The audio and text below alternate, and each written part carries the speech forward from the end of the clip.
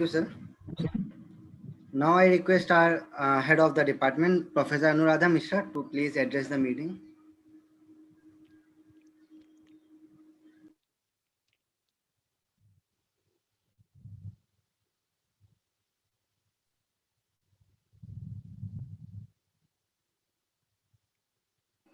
Ma'am, we can't hear you, I think. You are not audible, Anuradha.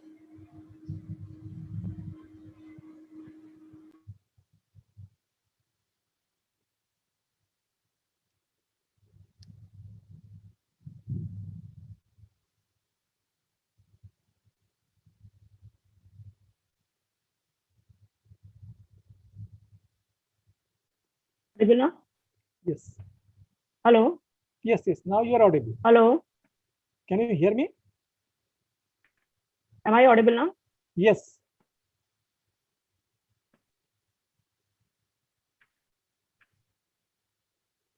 Hello?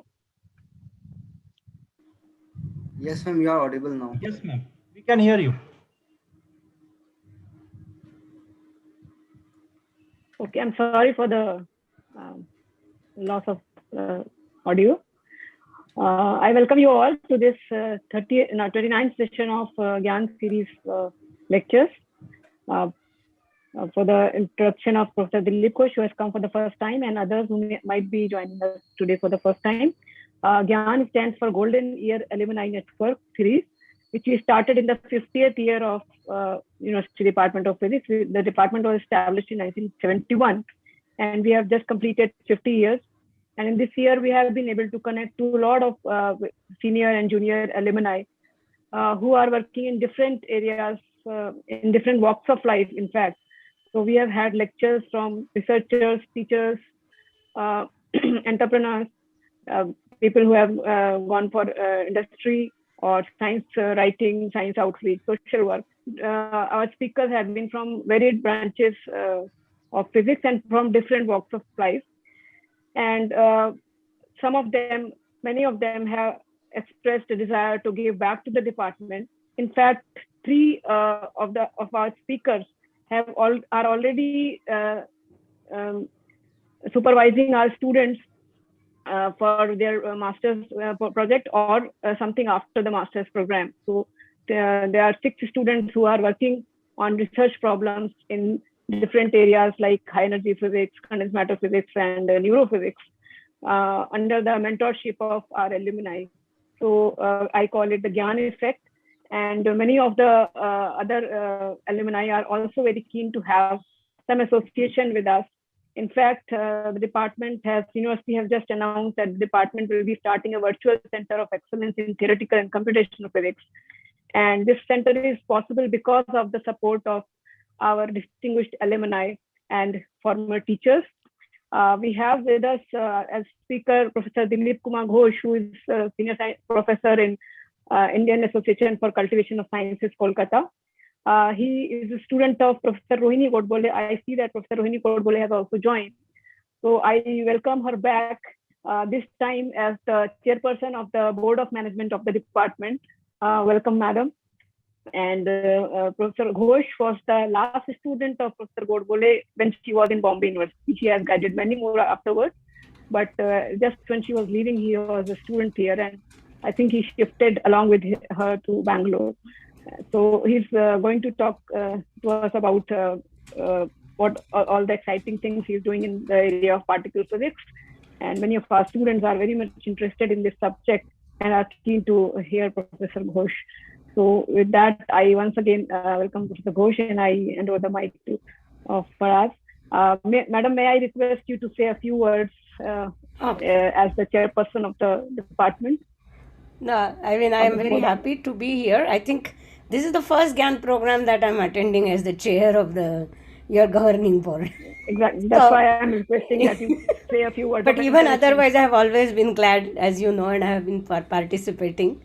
Because even though I left Bombay University long time back, my connections have not stopped. And this is just the latest one, I guess.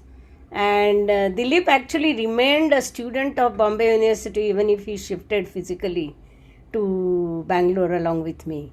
So his degree was given by Bombay University, and that had simply to do with the fact that he had already spent, most of his PhD period in Bombay University, and uh, to do it again with IISc would have delayed, in fact, the whole story. And it's nice to see Dilip here coming and talking about a subject which I think both of us still work and continue to work, and it's an area of common interest to both of us. So I kind of feel happy that you have invited Dilip, and recognize that even though he deserted along with me in the Bombay University, he did it much less than me, because he has his PhD degree from Bombay University. So all the very best. I'm very happy, and I am just apologizing in advance that I may not be able to stay till the end of the talk. But I will be there. I will Thank stay you. definitely in the beginning. So all the Thanks for best. joining. Thank you. Over to you, Faraz. Thank you, Professor Gorgule. Thank you, ma'am. Now, our today's speaker is Dr. Dilip Kumar Ghosh. He joined with Professor Rohini Gorgule from 1993 to 98 for his PhD. And then from 99 to 2005, he did multiple postdocs at Tata Institute of Fundamental Research, National Taiwan University, University of Oregon, and University of Würzburg. And then in 2005, he returned back to India and joined the Department of Physics and Astrophysics at the University of Delhi as a reader. And after a couple of years, in 2007, he moved to the Physics Research Laboratory in Ahmedabad. And then in 2009, he joined the Indian Association for the Cultivation of Sciences, abbreviated as IACS, in Kolkata, as an associate professor. His area of interest is in various aspects of particle physics phenomenology, such as Higgs physics, CP violation, collider signatures for physics beyond standard model, and dark matter physics. Today, he will be discussing about one of the most fascinating of topics, I will say, in physics, that is the existence of dark matter, as it has been indicated by various cosmological observations. Now, dark matter cannot be explained by the standard model, so we have to go beyond the standard model, and he will throw some light on this. Sir, please take it from here. And I request all the audience to keep their mic muted. Okay, good afternoon, everybody. And thank you for such nice words. It's really a great pleasure for me to be as a lecturer of this GYAN-Series. As Anuradha has said that I joined with Rohini in 93 as a PhD student. I still remember the first day I met Rohini in TIFR. Subir introduced me, and then Rohini took a little test of me, like particle physics, some basic physics questions, and I answered those questions sitting in the library of TIFR. Then next day, faculty members of the Bombay University Physics Department took some interviews. Then afterwards, my journey started, and it's still going on. So it's a great pleasure for me, definitely. So today, let me just share my screen.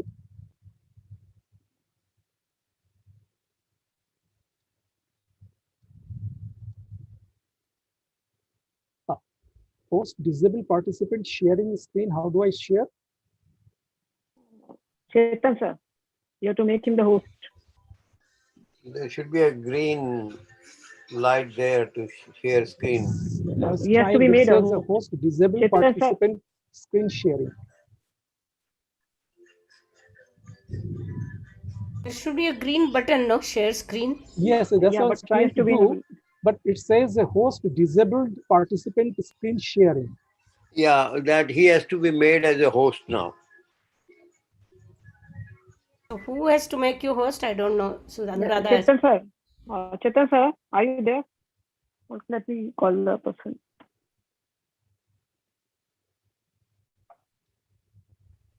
Host can make him co-host. Okay.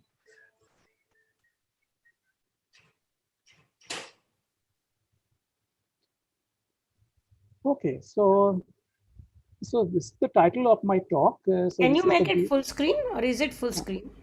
Let me check. View. Yeah. Is it okay now? Yeah. Okay. Good. So this is the title of my talk. So physics beyond standard model in the light of dark matter. So basically what I will try to give you some hint of the current research going on in dark matter physics, especially at the colliders, and a little bit of indirect detection. I will not talk about this is a very vast area of research. I won't be able to cover everything. So I will just touch upon you can say, the tip of the iceberg. And these are my collaborators. Okay. So this is the plan of my talk. So I start with a basic introduction to standard model of particle physics. Then I will discuss what is the drawbacks. Basically, I will highlight. I won't go into many details of this. Then to resolve these issues, I will discuss why you need physics beyond the standard model. Then I will introduce issue dark matter. And then there are some issues related to dark matter interactions. And then I will discuss the model independent dark matter searches at the colliders, then indirect dark matter searches, and then I will conclude. So this is my plan. So we all know that standard model has this gauge interaction, strong interaction, SU3 color, and electroweak interaction, SU2L plus U1. And this electroweak SU2L and U1 is combined, it's called electroweak interaction. And this is a gauge invariant renormalizable theory, which restricts the bare mass terms in the model. You cannot put the bare mass term. So to give the mass term, you have to introduce the Higgs boson that gives the masses through the after spontaneous symmetry breaking. And is also introduce a scalar particle in the model called the Higgs boson. So what are the particle contained of the standard model? So in the quark sector, you have up, down, charm, strange, top, bottom. And then lepton, you have electron, muon, and tau. And these are corresponding neutrinos, electron neutrino, muon neutrino, and tau neutrino. And these are the gauge bosons. So this is spin 1 force carrier between these particles, photon, gluon, W, and Z. So remember this neutrino, these are all neutral particles. They don't carry any electric charges. So photon won't couple with this set of particles. And gluons, they carry only color charges. So this whole sector is singlet under this interaction. So basically gluon only talk to the quarks, which has a color quantum. Whereas WZ, they cover all these particles.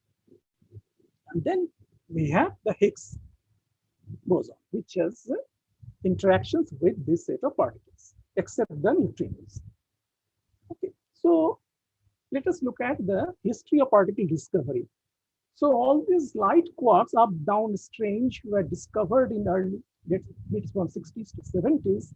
Then charm was discovered somewhere around 74. And then bottom was discovered in early 80s. And then there was a long pause of the quarks. So top was discovered in 94, 95. And in between 83 WZ were discovered. And there was a long gap. And then 2012, we have found Higgs. Now, if you see here, up, down, and strange, these particles were discovered not like a bottom or top quark. They were found is a bound state of some mesons and baryons. Okay, so those are some in cosmic ray experiments. People were getting various kinds of heavy resonances and heavy particles, and it turned out that those particles are actually made up of this up, down, and strange quarks. So that's why these three quarks were introduced. Whereas this top and bottom were discovered differently. Even in fact, top quark, because the top quark is very heavy. So before it could hadronize to form a bound state, top quark decays into bottom and W. Okay, so there's a totally different mechanism of discovering this light quarks and the heavy quark, just because of the mass. Okay, so this completes the particle spectrum of the standard model. Huge thunderstorm going on here. And And this set of interactions governed by this set of particles, gauge bosons and quarks and leptons, actually explains various observed phenomena involving elementary particles. So it was a grand success as far as interparticle physics interactions are concerned. However, it leaves certain shortcomings also. For example, gravity is one of the basic forces of the nature, but it is not included in the standard model, and we still don't know how to write down the quantum theory of gravity. So a lot of activities are going on in this direction. No explanation of neutrino masses. As you can see here in the lepton sector, neutrinos only the left-handed are present, but there is no right-handed neutrinos.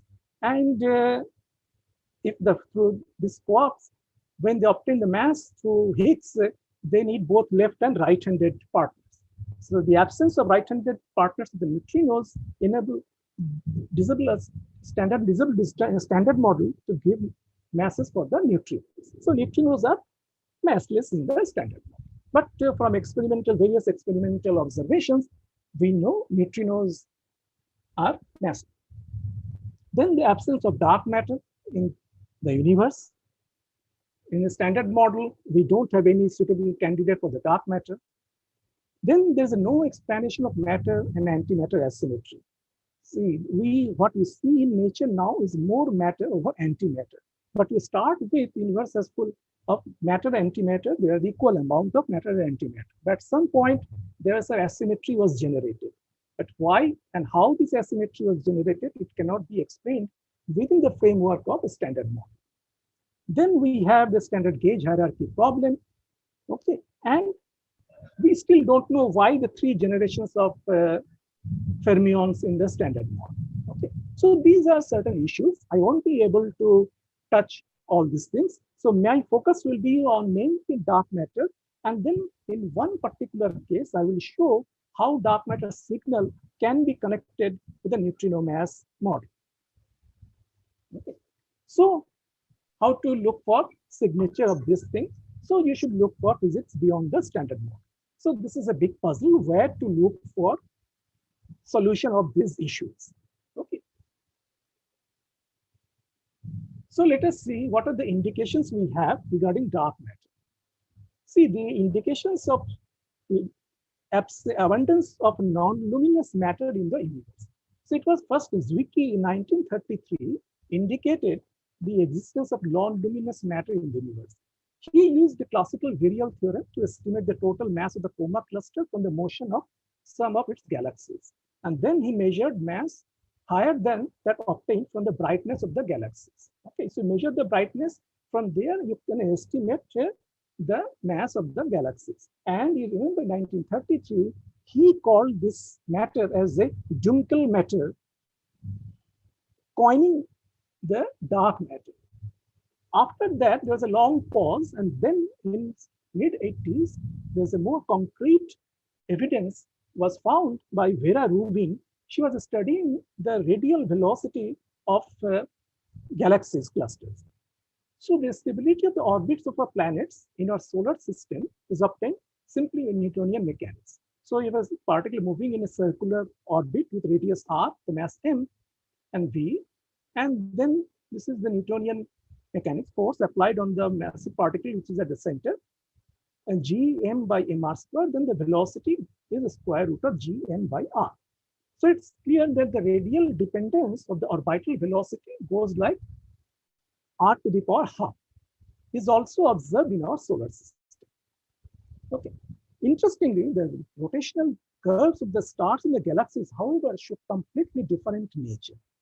And the observation says that the velocity greater than r naught, which is the radius of the galactic radius, is constant, which means there is some non-luminous matter outside the region, and which is proportional mass proportional to r.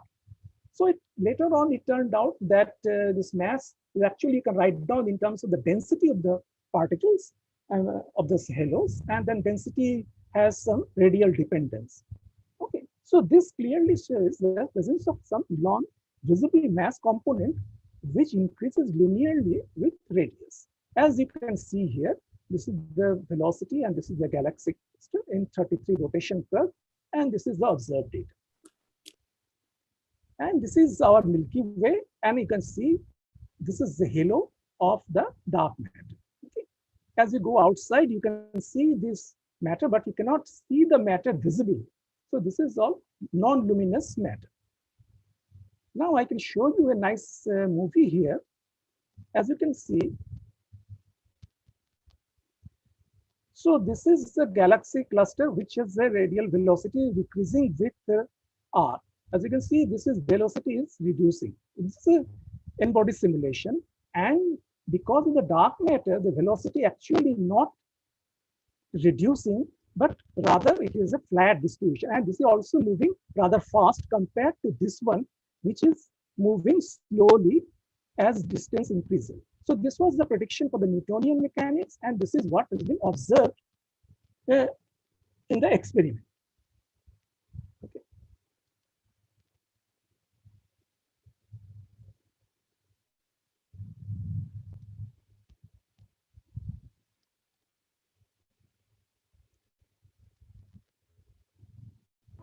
Sir, did you play the video? Actually, we couldn't see the video.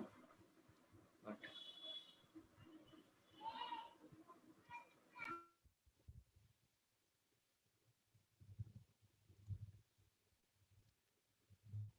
Yeah. Sorry, you said something? so I said that we couldn't see the video part if it was playing. Oh. Yeah, I think you have, while playing the video, you have to share the screen of the video. You're only sharing the Adobe screen. Oh, it is not possible. It is not visible, the video part? It did not play. It did not play. We did not see the video. Oh.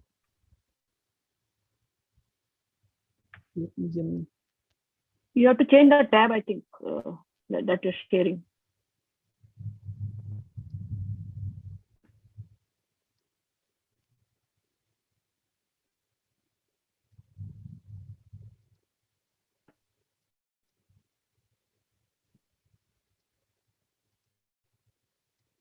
Is it now? Yes, now it is. Yes, now it's playing. Okay, fine. So let us repeat what we were saying. So on the left plot, you see this velocity is decreasing with the distance r. So it means it is reducing. So this is what you see here. This is dots, this is stars, which is moving very slowly. On the other hand, the right-hand side, this is what has been observed, that the velocity is not reducing, not falling with distance r, rather it become constant. Okay, so this was observed.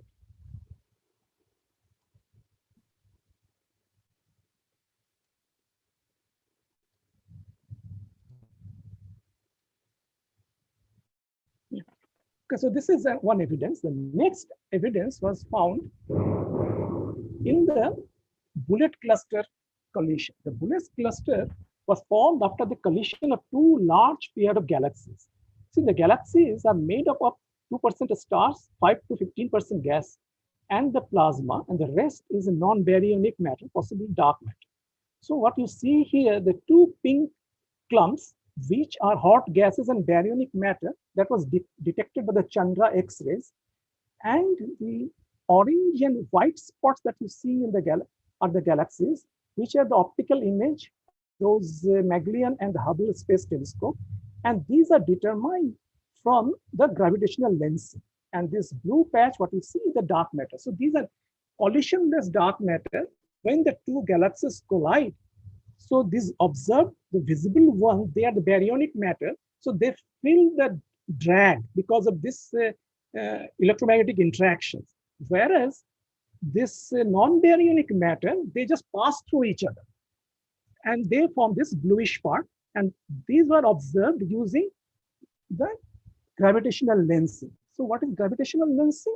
So we know from Einstein's general theory of relativity, when light passes through a massive body, then light bends. So this is your cluster of massive galaxy here. And then when light passes through the galaxy, you can see the distant object through this lensing method. So even if you don't see the matter here, you can see the image of those galaxies. And from there, you can decipher the mass of this non-luminous object. Okay, so this is another evidence for the existence of dark matter in the universe. So these are all astrophysical evidences. Then you have the cosmological evidence, which, so this is again the image of the bullet cluster, and the shape of this visible matter like a bullet, that's why it is called the bullet cluster. And again, this bluish part is your dark matter or non-luminous object, you can say, which has been deciphered using the gravitational lensing method. And these are your visible part of the galaxy. And from the cosmology, especially from cosmic microwave background radiation measurements, we know that ordinary matter contains only 5% of the energy density of the universe, dark matter around 26%, and rest is a dark energy. So I will mainly focus on the dark matter part of this pie chart. Okay. So what are the types of the dark matter? So you have to go to the physics beyond the standard model. Before that, let us see what are the different types of broadly classified cold dark matter, warm dark matter, and the hot dark matter. So cold dark matter means the velocity of the dark matter is much, much smaller than the velocity of the light. Warm dark matter, which velocity is close to the velocity of the light, and the hot dark matter, which is ultra relativistic, which is much, much heavier than the velocity of light. Okay, so in the sense close to velocity of light, but speed. Okay, so this is what we call the three different classes of the dark matter. So we will focus on this cold dark matter region. And the cold dark matter also helps us to understand the basic galaxy cluster formation of the large scale galaxy clusters also. Okay, so what are the things we know now? So the several theoretical scenarios are proposed to explain the nature of dark matter and its interaction with the standard model sector.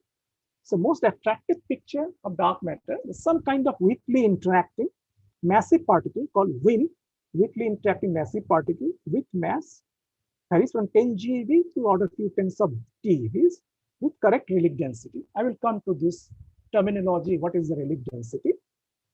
WIM could be spinor particle, could be electric charge, electroweak charge, cannot be electric charge. Real can be complex, Dirac, or could be Majorana. We still don't know all these basic features of the WIM, whether it is a scalar or a fermion, whether it is a complex scalar or a real scalar. If it is a fermion, we still don't know whether it is a Dirac or Majorana, or if it is a spin one particle, we still don't know. The one thing sure that the WIMP interact with standard model particles electric strain, which is much stronger than the gravitational interaction. So these are some basic characteristics of the WIMP. So what is the production mechanism of the WIMP? So in a standard cosmology, early universe, WIMPs are created from the annihilation of all standard model particles. So X stands for all standard model particles. And this WIMP is also annihilating and producing those particles are in thermal equilibrium for temperature much, much higher than the WIMP mass. And the WIMP's co-moving abundance remains constant. So basically, WIMPs are produced from the annihilation of all standard model particles in the thermal bath, and the back reaction is also going on.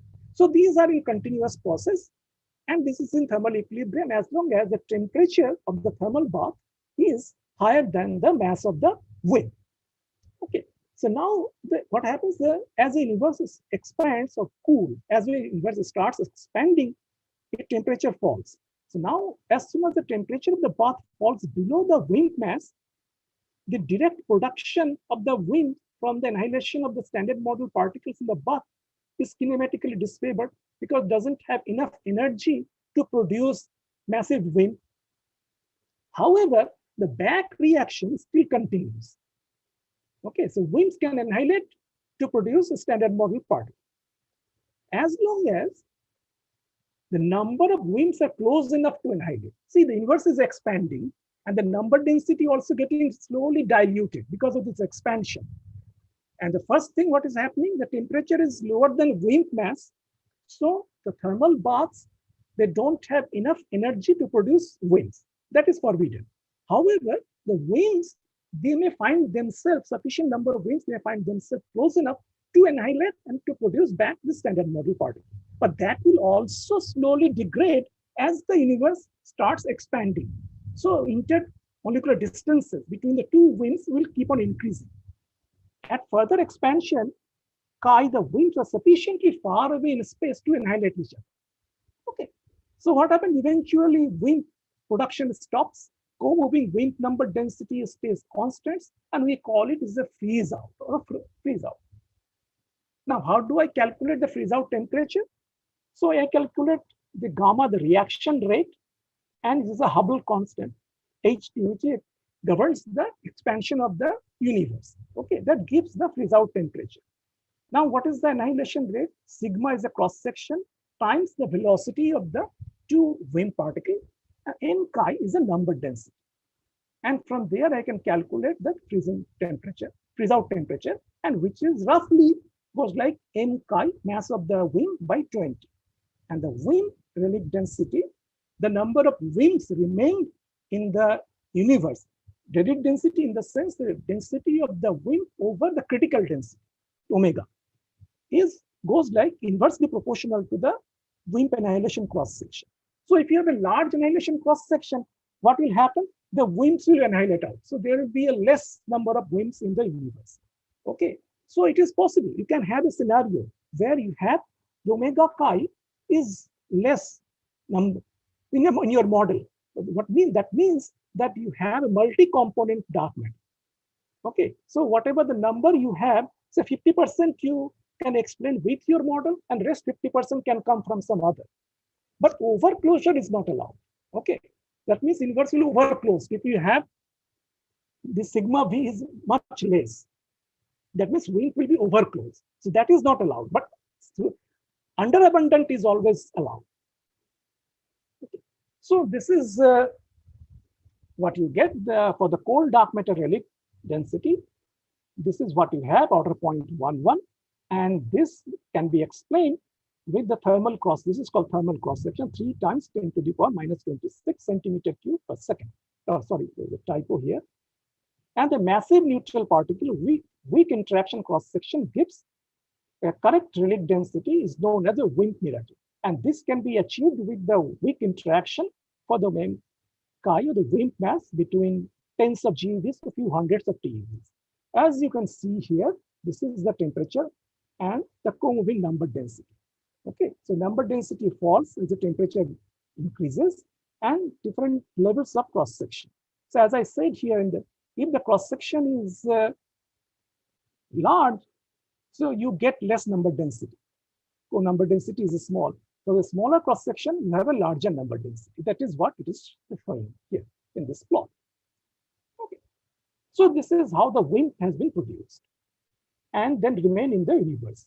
Now, what we have to find out how to get some evidence of those non-luminous objects.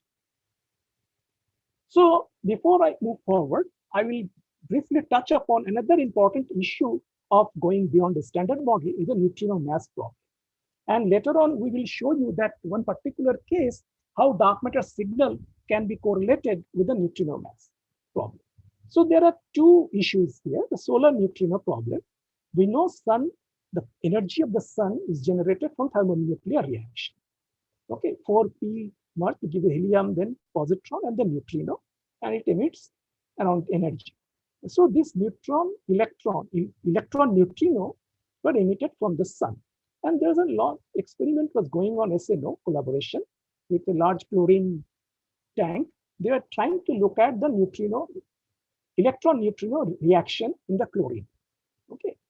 But they detected electron neutrino much lower than what was the solar model predicted, the number of neutrinos, electron neutrinos, and the observed one was much less. In fact, the number deficit was between 1/2 and 2/3. Okay, so this was one puzzle. The second one was the atmospheric neutrino problem. We know cosmic ray proton, then when it comes in the cosmic ray proton, it hits the nuclei in that Earth's atmosphere, then it produces some unstable pion and kaons, and these pions will produce some pi plus will decay into mu plus and mu, and pi minus will decay into mu minus and mu bar. And this muon is still is not a stable particle. It has a finite lifetime, and then it will decay into electron. This is a mu minus. It will decay into electron, then antineutrino. Oh, sorry, there's a typo here. Muon. Okay. So what you see here, the prediction was 2 muon flavor to 1 electron neutrino flavor. So 1 muon neutrino here and 1 muon neutrino here, and you get 1 electron neutrino. Okay. So now you experiment. What you look for is this ratio. What you look for, that the ratio of muon electron over muon neutrino in the data and over Monte Carlo. Okay. So it should give you 1. But experimentally, what they found is less than 1. Okay, it's not 1. So these are the set of experiments where looking at this observation. This was an anomaly. Now, it turned out that this can be resolved if neutrino have mass. Then what happens? This electron neutrino, which started from the sun, it converted into another neutrino, and that's why you are targeting at the electron neutrino. You are looking at the properties of the electron neutrino, but you are not seeing electron neutrino. Suppose you start with 100 electron neutrino, your solar model predicts, and you expect to see 100 electron neutrino, but you saw say 60 electron neutrino.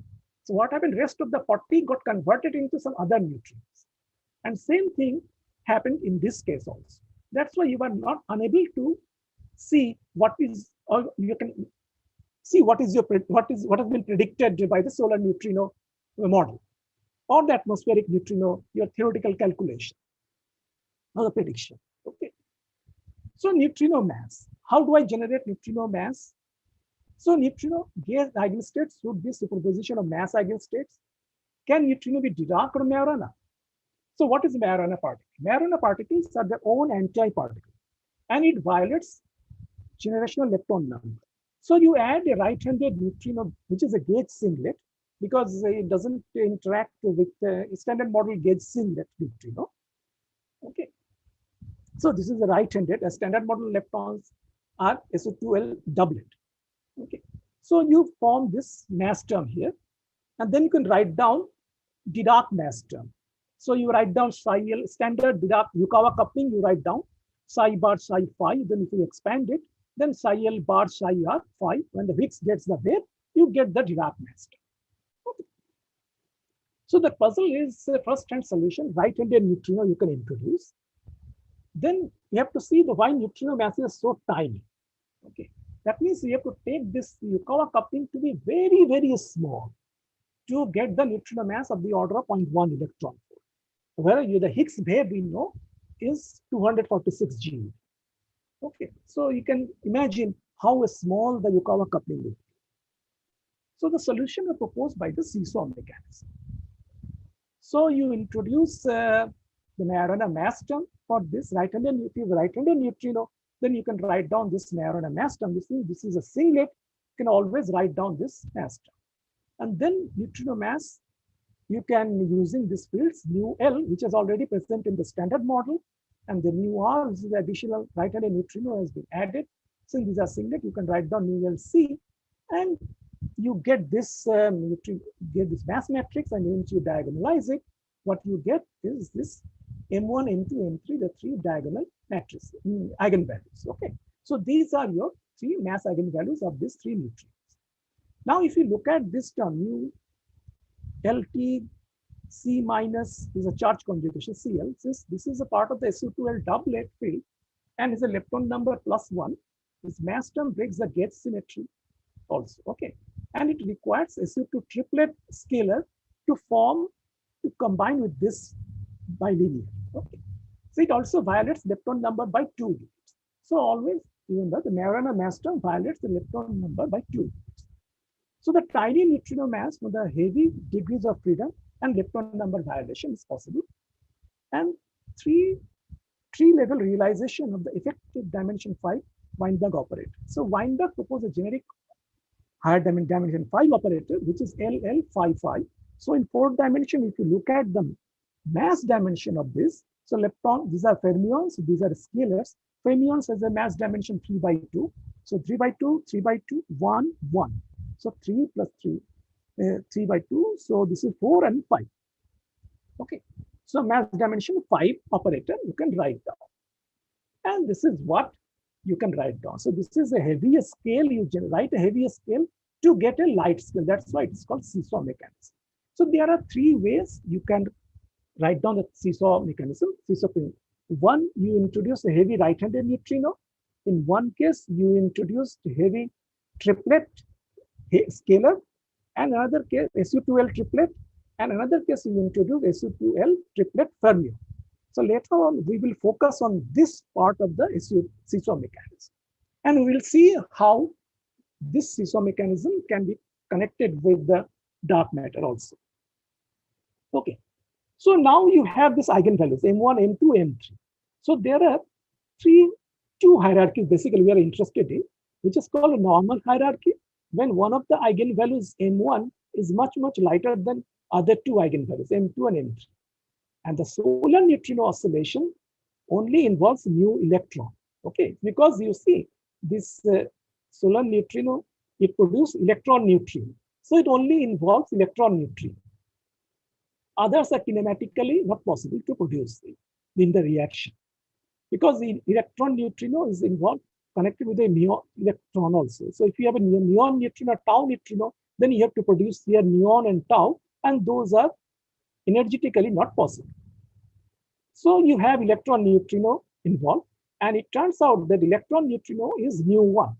So now you have the physical weak eigenstate mu e, mu, and mu tau. And now after the mass diagonalization, what you get is a three eigenvalues, mu1, mu2, and mu3, which are the linear superpositions of mu e, mu, and mu tau. Then it turns out the mu e is mainly mu1, which is the lightest one. And what we know is the eigenvalue, mass difference squares from the neutrino oscillation. We still don't know the absolute value of the neutrino eigenvalues. What we know the mass difference squares. And this is called normal hierarchy. And the solar one is M12 squared, which is 7.62 times 10 to the power minus 5 EV square, with some errors. I'm just writing down for the rough idea to give you. The other one is called inverted hierarchy, where M1 is same order as M2, which is much heavier than M3. So the smallest mass square difference occurs between the two eigenstates, which have the largest masses. So this one here. Okay. So this mass difference square is connected with the atmospheric neutrino oscillation. And from the baryon asymmetric oscillation by acoustic oscillation and CMB data tells us that the sum of the neutrino masses should be less than 0.23 electron volt. So this is the information we have about the neutrino masses here and the mass square differences. Okay. And there is a mixing angles also corresponding. I haven't mentioned here. Okay, so fine. So we have the issues here, and we also know we have produced the dark matter. Now the question is, how do I see or detect the dark matter? Okay. So there are three possible ways to look for the dark matter. One is called direct detection dark matter. When the dark matter comes and hit the standard model particle and it recoils, goes back elastic scattering, recoils the nucleus, and gives you the direct detection.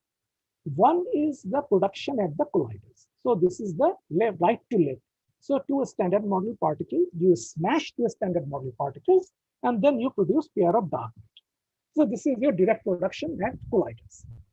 The third mechanism is the indirect detection, where you can have a two dark matter, they collide, smash each other, and they produce bunch of standard model particles, and then you look for those standard model particles. So I will mainly focus on this production of colliders and indirect detection. So this is what I again mentioned here. So different ways of dark matter detection. So dark matter detection is sorry.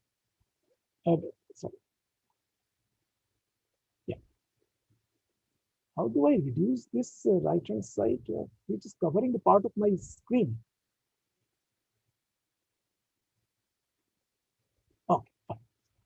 So direct detection. WIMP would scatter elastically with the nuclei of the detector material and produce recoil energy. Both spin dependent and spin independent cross sections are measured. Okay, we will discuss it little bit more in this spin independent later on. Indirect detection. If dark matter exists, then the products of dark matter annihilation can be detectable. So you look for the gamma rays, neutrinos, and antimatter. So these are the set of dedicated experiments which are looking for this gamma rays. One is called Pamela, Hess, Veritas, and Fermilat. Neutrinos is Super Kamiokande and Ice Cube. Antimatter is the Pamela, Heat, AMS1 and AMS2. I will briefly talk about this AMS2 experiment and some observation. And then you look for collider searches. So you produce dark matter particles with the colliders. See, the dark matter is a neutral particle. So just producing dark matter particles at collider won't tell you anything because it is a neutral. It won't interact. And the detector, when you see a particle, unless it interacts with the detector materials or it bends in the electromagnetic field, if it carries some charge, then it will bend in the magnetic field. Then you will be able to see that particle. And if it is a totally neutral, you won't see anything. Okay. Oh, there is a power cut. Hello, can you hear me? Yes, sir, we can hear you. Yes, sir. Okay, but there is a power cut here, so I don't know what to do. Okay. So what you see here, producing dark matter particles at collider associated with either a photon or a jet. So you need to tag those events. You have to see those events with some observable thing. So you produce something which is totally missing. So how do I know about that? So I have to add or look for something which is produced in association with those missing particles. So these are photon or hadronic activities. We call it in particle physics notation jet. So basically what we look for the large missing energy because you don't see anything, right? So this is missing. With jet or a photon, it can be produced with W and Z and heavy fermions. So these are all heavy particles. So they will decay within the detector and produce observable things. So looking at these particles and measuring the total energy momentum, you can decipher about, get some information about the missing object or the dark matter. Okay, so this is your direct detection and indirect detection in a brief summary plot. So this is, we will come back to this again later on. So this is what I was saying, that's indirect detection. So two dark matter, they smash and they produce, say, leptons and quarks. And when they pass through intergalactic medium or something, the magnetic field, they radiate if it is the leptons, then it will emit some Bremsstrahlung photon, ISR photon, and then some electrons when passing through electromagnetic interact. Magnetic field, they emit some radiations. And what you see here in the detector is electron, positron, photon, neutrinos, and proton and antiprotons. Okay, so these are a bunch of particles you look at in your detector to get some information about the dark matter which are annihilating. Sometimes it can also decay.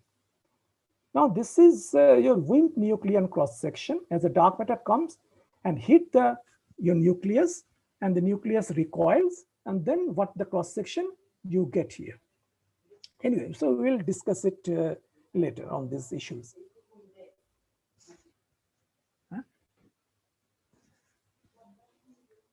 Okay. Now the question, before we move to this, we have to ask how does a WIMP interact with the standard model fields? So we need to know some theory of WIMP interaction with the standard model fields. Because we have to calculate the cross section. Unless we know how to calculate the cross section, we won't be able to predict any of these processes, right? Okay. So this is a theory of WIMP interaction. One needs a theory of WIMP interactions to interpret the cross-section limits obtained from the LHC searches on missing ET events, to make a link between LHC limits, the limit, suppose you expect some cross-section, you don't see that cross-section, then you put a limit on the model prediction. So that is why LHC limits, and the limits obtained from the dark matter direct and indirect searches. Okay. So if you want to interconnect these two, you should know what is the interaction of the WIMP with the standard model particle. So several dark matter models beyond the standard model have been proposed.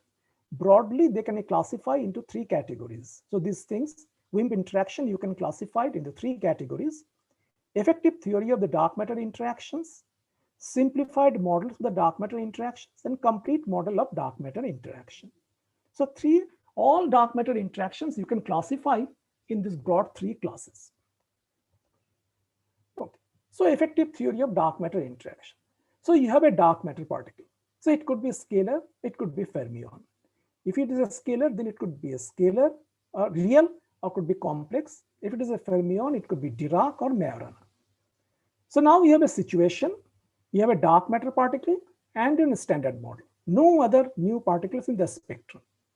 Okay, so you write down your standard model particle spectrum, is well established. Then you put another particle in your spectrum, which is a dark matter. Now somehow you have to connect these two sectors, okay, so that the dark matter can talk to my standard model sector, because I will probe dark matter using my standard model particles. So unless they communicate with each other, I won't be able to probe the dark matter sector. Okay, so the interaction of the dark matter with the standard model particles are governed by the underlying gauge symmetry. So any interaction we know in particle physics underlined by the gauge symmetry. Like in the standard model gauge symmetry is Sc2L cross U1 hypercharge.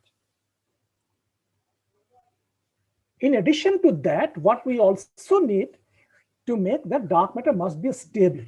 If it is decay, then it won't be a dark matter particle. So decay lifetime has to be larger than age of the universe.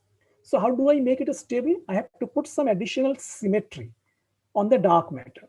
Normally people give some quantum number called Z2 odd number. Okay, so basically you put the dark matter chi is Z2 odd and all standard model particle is Z2 even. Suppose I have a dark matter which has some quantum number, I call it x minus 1 and the standard model particle x plus 1. So dark matter it cannot decay into two standard model particle. Then this x quantum number will not be preserved because dark matter has a minus 1 and standard model has a plus 1. So it can only happen if it has a pair annihilation. Okay. And while standard model fields are even, stable dark matter at colliders, WIMPs are pair produced. Okay, so this gives rise to stable WIMP, and at colliders you can pair produce dark matter, because when you're pair producing, all standard model particles are even, and you're pair producing two dark matter which each has a odd quantum number. So this additive quantum number, so this is even. So this is allowed. WIMP is singlet under the standard model gauge group. As a result, no tree-level coupling with electroic gauge bosons. It can couple to W and Z by integrating out the intermediate heavy particles. Okay, so this is the structure of the effective theory. And this is a flavor structure. The WIMP does not introduce any flavor changing neutral current or CP violation. So these are absent flavor changing neutral current in a standard model. What do you mean by flavor changing neutral current? So if you look at my standard model particle spectrum, you see the up and charm. So these are the same flavor changing. Okay, it changes flavor from up to charm, but they don't change the charge. Up type quark also has the same electric charge 2/3 and charm also has a 2/3. So there is no flavor changing neutral current because there is no change in charge. So this is absent in tree level. Similarly, in the lepton sector, muon is heavier. Similarly, charm is heavier. Charm to U is not possible. Top to charm is also not possible at tree level. Similarly, in a standard model, mu going to electron, these are all flavor changing because muon is another one flavor, electron is another flavor. And it is changing muon going to electron, and the charge is not changing, right? Because muon is a -1 electric charge, electron also is a -1 electric charge. It cannot decay into mu to electron. Okay, so this is called flavor changing neutral current, is absent in a standard model. Since it is absent in a standard model, your theory of dark matter, when you write your theory of dark matter, it should not lead to this kind of processes. So you have to be careful when you write your dark matter interactions. Okay, so now the LHC limits on cross sections is a function of only one parameter, the new physics scale lambda. Processes with higher powers of lambda are highly suppressed. We will come to this very soon. Okay. So this is the process we was talking about. So this is QQ bars at the Hadron Collider or the LHC. What you see here, two quarks are smashing each other and they are producing with two neutral particles. Since these are neutral, I cannot see in the detector. What I can see is it radiates some gluons or some photons, and then I measure the transverse momentum of this, and from this measurement I get the inference about this missing energy, transverse momentum. Because initial state, these are all longitudinally boosted, so there is no transverse momentum in the initial state. So total transverse momentum has to vanish. So whatever transverse momentum carries by this particle has to be cancelled by this two guys transverse momentum. So this is missing momentum. This is why you can calculate the missing momentum just from the transverse momentum of your observed quantity. Okay, because the initial state, your all transverse momentums are 0. So in this approach, the interaction between dark matter and standard model fields are described by a non-renormalizable operator. Okay, so you write down effective operator in the sense.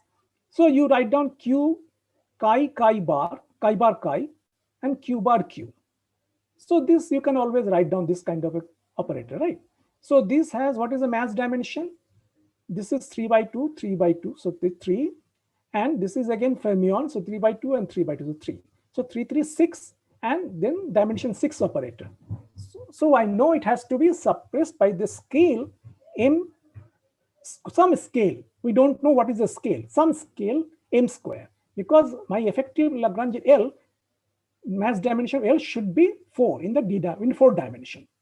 Okay, so here what we see, the interaction of the fermionic dark matter particle chi with the quark Q is communicated by heavy scalar field, which has been integrated out to get dimension 6 operator. Okay, so the strength of the interaction is controlled by the scale m star.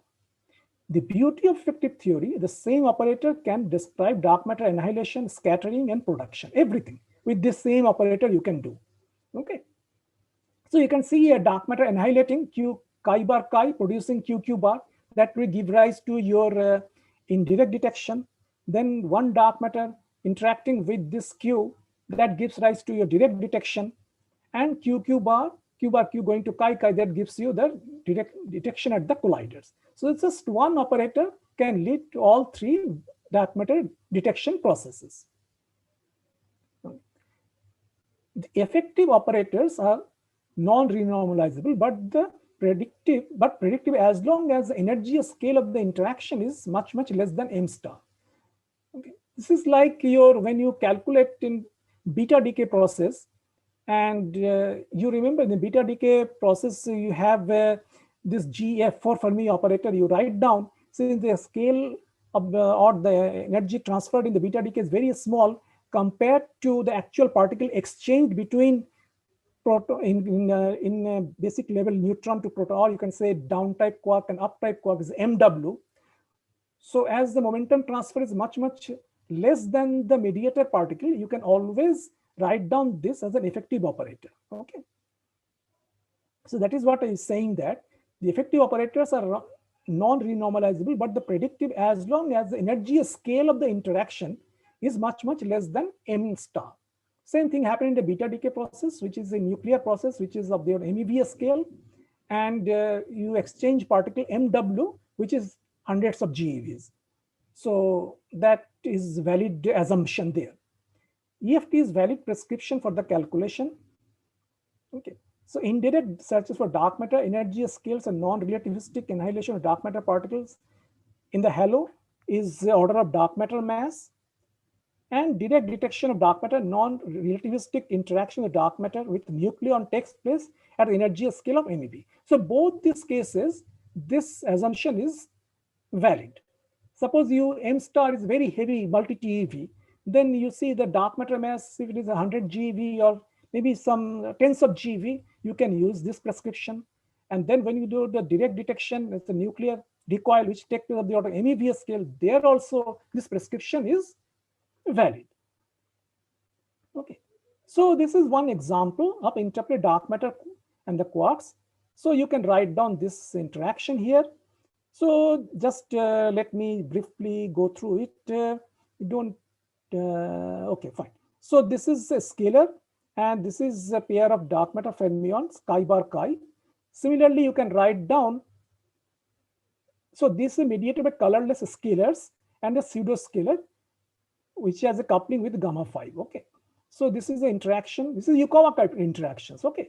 So chi bar chi, chi q bar s, chi bar gamma 5 chi, because this is a pseudo scalar, and this is q bar gamma 5 chi with a pseudo scalar. Okay.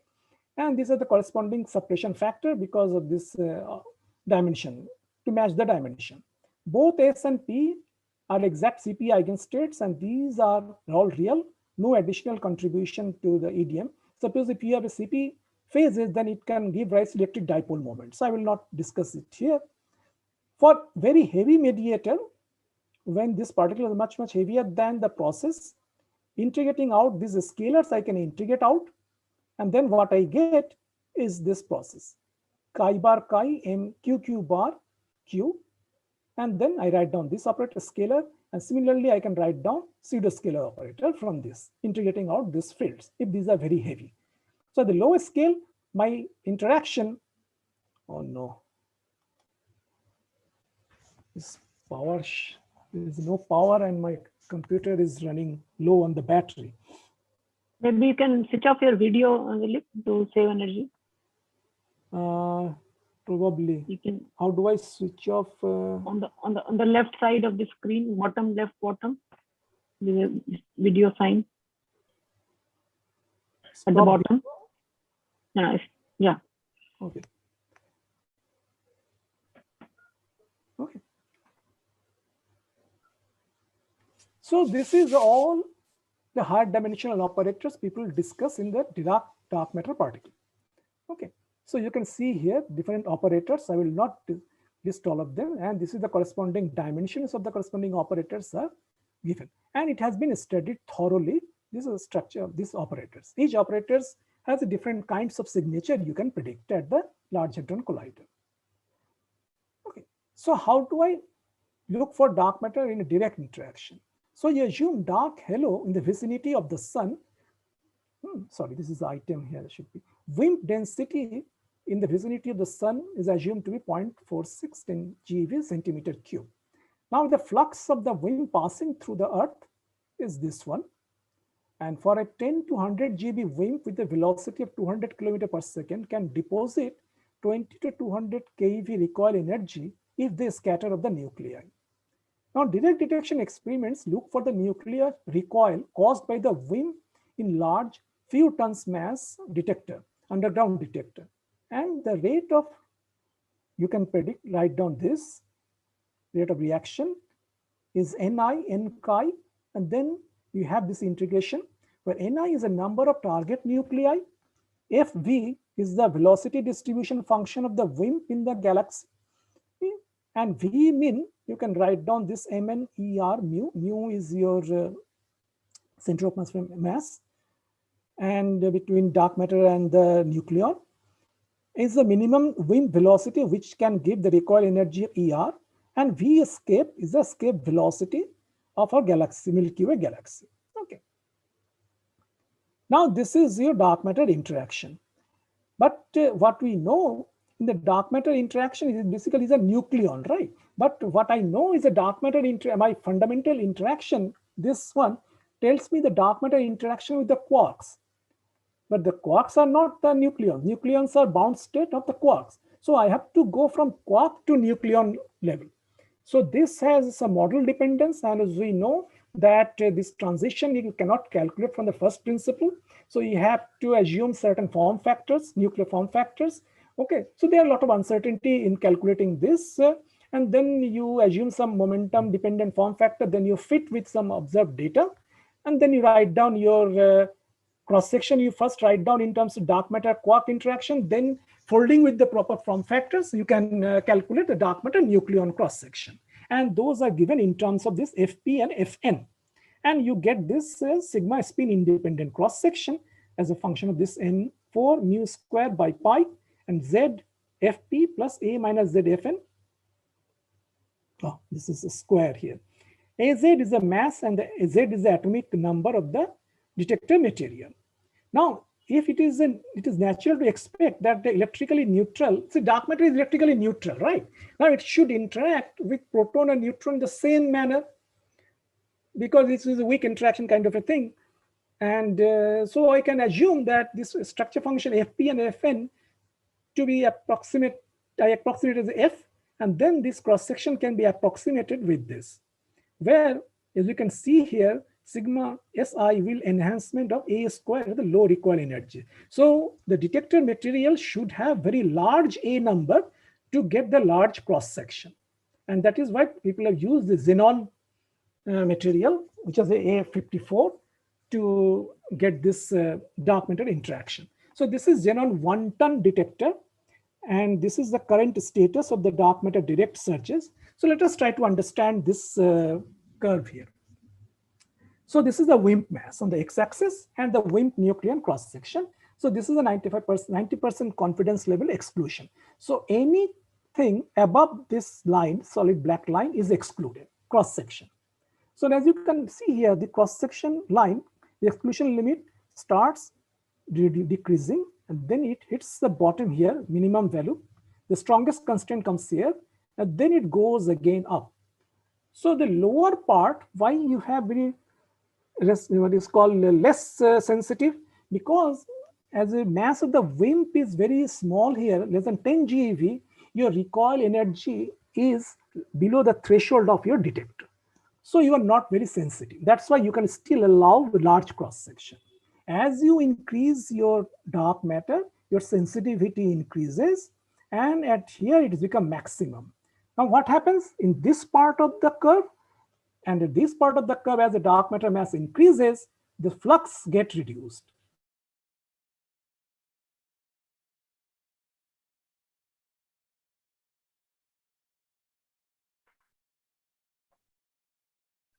I think his battery died.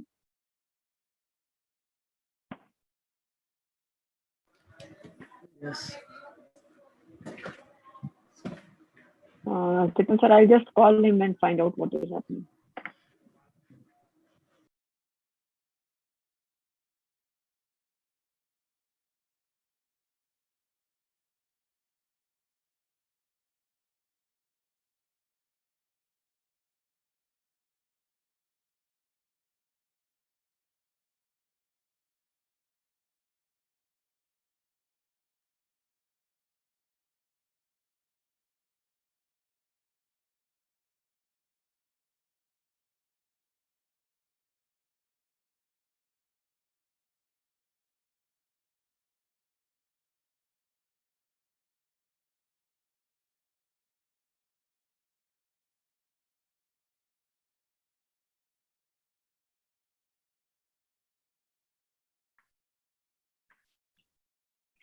Yeah, he's saying that the power is just restored, so he'll be back in 2 to 3 minutes.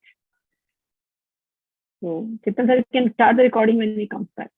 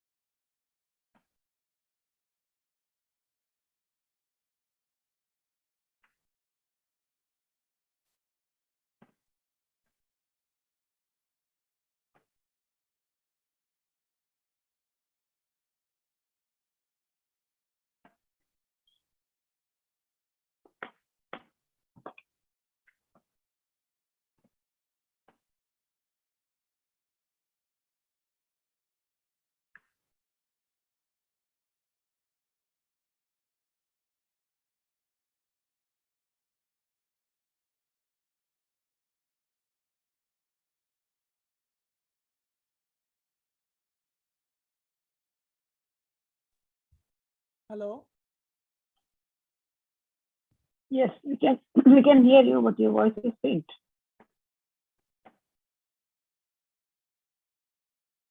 Hello.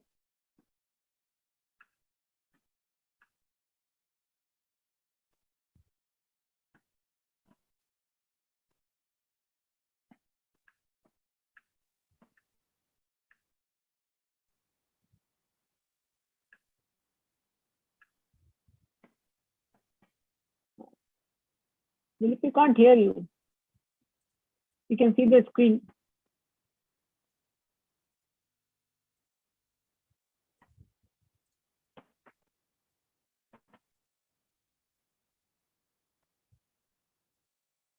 Can you hear me? Yes, but can you raise the volume, please? Yeah, we can hear. Your voice is faint.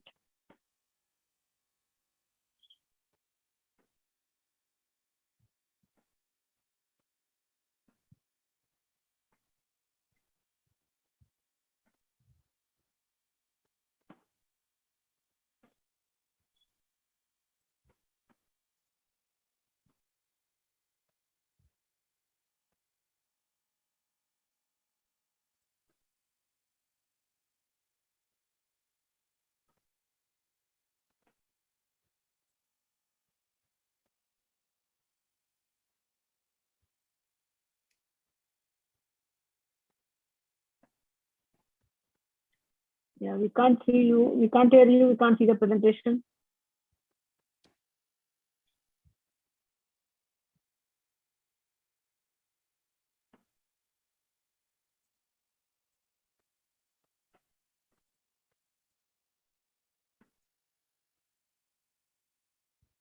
Hello. Can you hear me? Yeah, we can hear you, but we don't see the presentation now.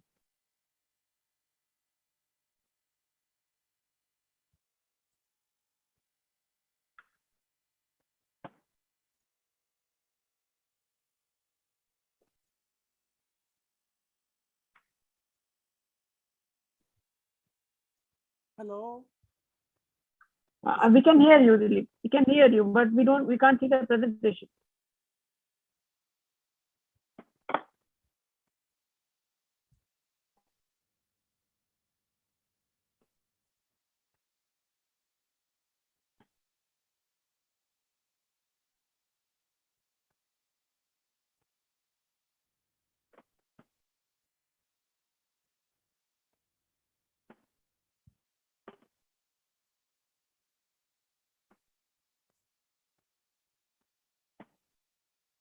Hello. We can hear you, You can hear me, right? But the video is but we not. don't. What happened to the video? We can't see your presentation. Are you sharing the screen? Just a minute. Let me share the screen. Yeah.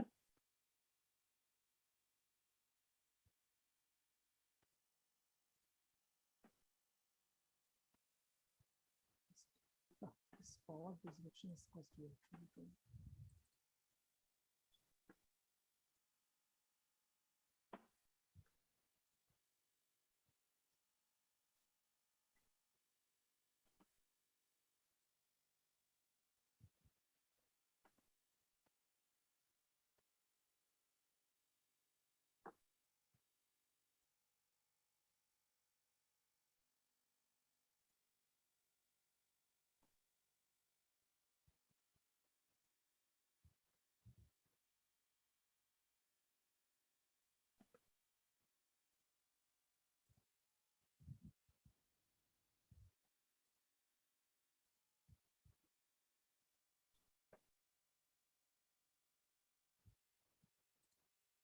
Is it now visible?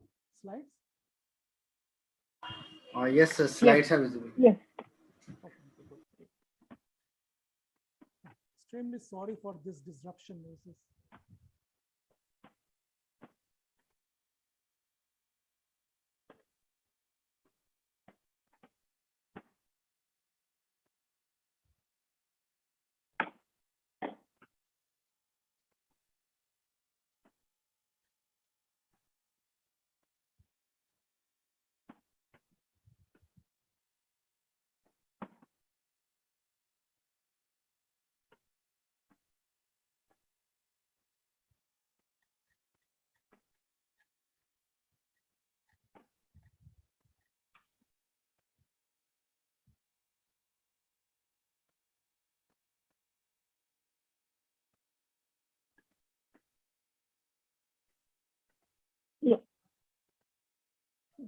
Just a minute.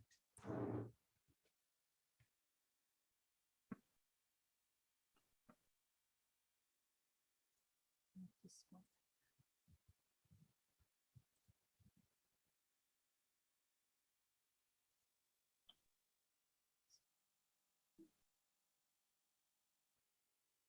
We can't see the presentation now. Yeah, So it disappeared. Yeah.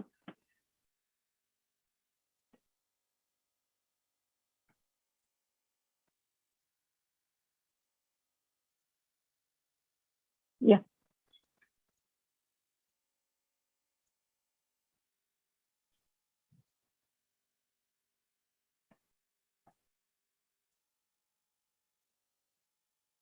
Oh, good.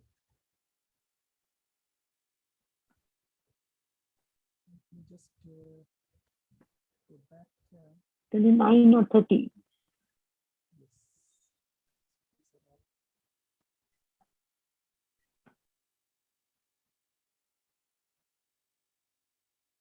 Yeah. So we are here. So as we are saying, this is a wind cross section, spin independent versus the wind mass. So this is the limit that has obtained by the xenon one-ton detector. Okay. So now I was explaining why you still. So why you still have 10 to the minus 43 centimeters square cross section allowed for the light dark matter mass, but for dark matter mass of the order of 750 or 60, 10, 20, 30 GeV or so. So you have very strong limit. And again, as you increase the dark matter, the limit relaxes. So for the low dark matter mass, as I explained, the recoil energy of the nucleus is lower than below the threshold of the detector. So you are less sensitive in this region. Now, what happens to the high dark matter region? Why the sensitivity is even poor?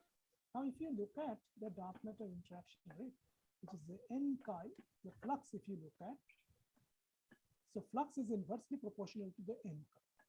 So as you increase the n chi, your flux gets reduced.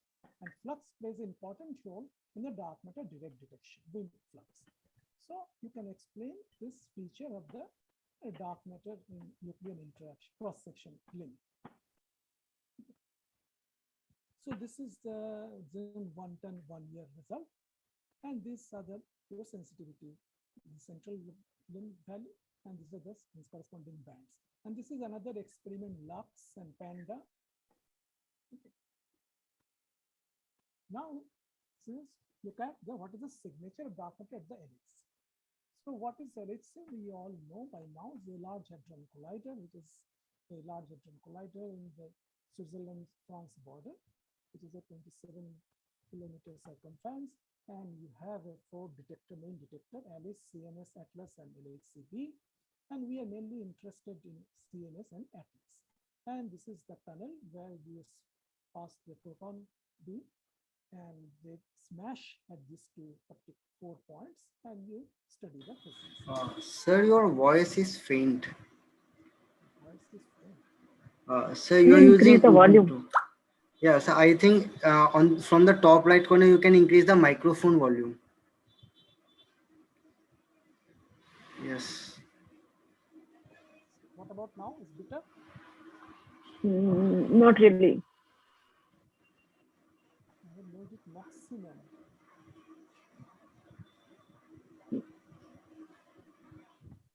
Hello?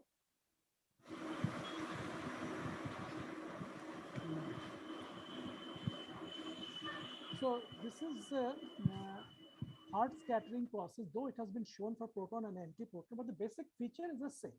So you know the protons are made of some partons, which is quarks, and also you have some gluons inside. So when you smash 2 protons, basic hard scattering takes place among those partons. Okay, and then you see a lot of junks are produced, and your interested processes are in this kind of transverse direction. So you look for processes which are come out in the transverse directions. Okay, so suppose you're producing a dark matter. So what we'll see in association is some jets. So we'll see some transverse momentum particles here, jets or photons, and then something missing along this direction because it has to balance the momentum in the transverse direction as there are no transverse momentum in the initial states. So then when the particle passes through the detectors are basically composed of standard model particles as materials. So you have a tracking chamber, then electromagnetic calorimeter, hadron calorimeter, and muon chamber. So when photons pass through here, then electron will give rise to electromagnetic calorimeter. So the tracking chamber, it gives us some tracks in the thing, tracking chamber, then electromagnetic calorimeter interacts with the material of the matter, and then it produces some secondary photons, and then photon pair creations take place, and then it releases energy. Same thing happens with the photons. Since it's a neutral particle, it won't bend in the tracking chamber. It will interact with the material of the electromagnetic calorimeter and dumps its energy. Okay. And the muon chamber, which passes muons, which passes through all the detectors layers and hit in the muon chamber. Similarly, for the pions, which interact in the hadronic chamber, and the neutrinos and the dark matter, which will actually pass through all the detector level, because these are all neutral particles. So they won't interact with the material of the detector. So you won't see, but you see their information looking at the momentum measurements of these observed particles, like whether it could be photon, it could be electrons, or it could be your pions, kaons, and all these things. Measuring their momentum very precisely, you get some ideas about the missing particle, which has been produced in association with either photons, electrons, muons, or hadronic jets. So this is how WIMP has been studied at the LHC and the framework of the effective field theory. So they assume the dark matter, chi, and the quark in contact interaction set by the scale lambda or m star, which are related to the mediator mass m with its coupling GQ and G chi as this. So this is, you can assume as a mediator particle m. Now it has a certain coupling with the quark, which I call GQ, and it has a certain coupling with the dark matter, which I call G chi. Okay, and this is if I integrate it out, means it becomes very heavy, then I can write down this whole interaction as like contact interaction, right? Like a 4 Fermi contact interaction, and it one of the charge, this quark leg, and it's a gluon. Okay, so then there is a transcription or prescription between this two and this one. I can match it, right? So what I have here, quark coupling and this dark matter coupling by m square as a propagator. This is what I call lambda here. Okay. And various types of interaction I can write down, whether it is a scalar, vector, or axial vector type interaction, depending upon the exchanged particles. Okay, and dark matter is a Dirac particle. Now you produce PP collision, produce pair of dark matter, receive, give rise missingity to hard to observe, as I mentioned, because there's nothing you can see. So you won't be able to find anything. So everything is missing. So signal observation requires at least hard jet or a photon in association with this missing energy or missing ET, which is monophoton or monojet. Okay. Both ATLAS and CML, these are the two major experimental collaboration at the LHC. They looked at variety of missing ET signatures. So it can produce this chi in association with W, Z, photon, top, bottom, everything, all possible standard model particles. You can produce it, and they look at plethora of final states of to explore the dark matter sector.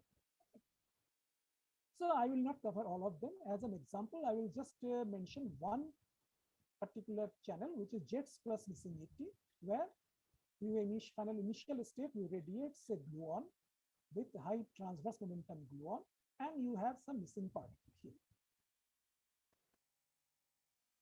And then, yeah, at root S80 we run with the integrated luminosity of this, and they use the interaction to parameterize the dark matter quark interaction using effective field theory technique. Okay, so this is, and then you combine your observation at the LHC with the corresponding observation that you get from spin independent and spin dependent cross sections from the dark matter direct detection with the same set of operators. So this is a standard model background, because you have a signal, then the corresponding noise, what you call, basically the same signal, same kind of topologies can given can produce by the standard model processes. Suppose if you see your signal well above, statistically above the standard model prediction, then only you can say that I have seen something new. Otherwise, whatever the standard model has been re-established. So far, we haven't seen any excess beyond the standard model prediction. So if you don't see any excess beyond the standard model prediction, then what you do, you put a limit on the interaction strength, that your interaction strength of the dark matter with the quarks is below certain value. If it, okay, because had it been higher than this, I would have seen it at experiment. Since I haven't seen the cross section or the events at the LHC, I set a upper limit. And this upper limit can be translated into the dark matter or M-chi WIMP mass versus WIMP nucleon cross section in the same plane where you have direct detection limits. Now you see, this is a slightly older limit, but the basic physics is remain unchanged. What you see here, so this is the lux limit, direct detection. As you can see, the lux sensitivity is lux is not sensitive below 10 GeV dark matter mass. And this is other experiments, cogent, and this is the purple one is the CMS limit. And this is the purple one again CMS limit, depending upon different kinds of operators. Okay. Now you see, interesting thing, this is a complementarity. Lux or direct detection is insensitive in the low region, whereas the LHC searches are sensitive, more sensitive in the low mass region. And this region where LHC curve is giving is already excluded by the direct detections.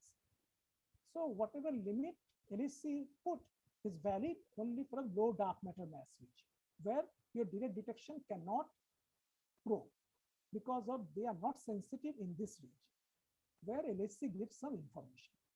Okay, so this is for the spin independent, and similarly for the spin dependent, and spin dependent direct detection cross sections are not that sensitive.